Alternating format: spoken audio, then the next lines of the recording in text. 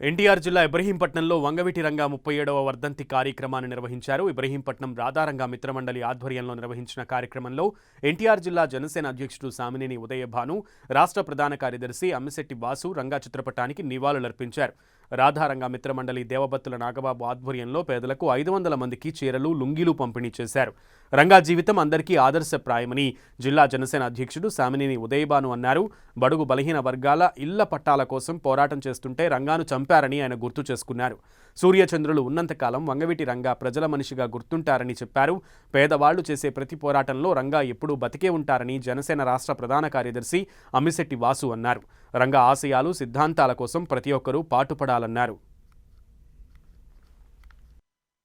SC దళిత బిడ్డల కోసం మరి ఆయన ప్రాణత్యాగం చేసినటువంటి వంగవీటి మోహన్ రంగా గారు చనిపోయి 37 సంవత్సరాలైనా తెలుగు 2 రాష్ట్రాల్లో కూడా ఆయన విగ్రహాలు పెట్టి మరి ఆయనకి ఎంత ఘనమైన నివాళులు అర్పిస్తూ ఉన్నారంటే పేదవారికి ఎవరు మంచి చేసినప్పటికీ గుర్తుపెట్టుకుంటారనే నిదర్శనం.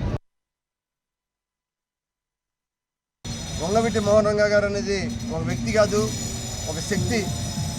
పేద వర్గాల వారి కోసం, బలహీన వర్గాల కోసం, అట్టుడున్న వర్గాల కోసం అనేక రకాల సేవలు అందించి వ్యక్తి కాబట్టి ఆయన చనిపోయి 37 సంవత్సరాలు అయినప్పటికీ కూడా మరి ఆయన విగ్రహాలు ఇవాళ తెలంగాణలో, ఆంధ్రప్రదేశ్లో మరి ఉభయ రాష్ట్రాల్లో కూడా ఆయన్ని మర్చిపోలేని అభిమానులు ఉన్నారు.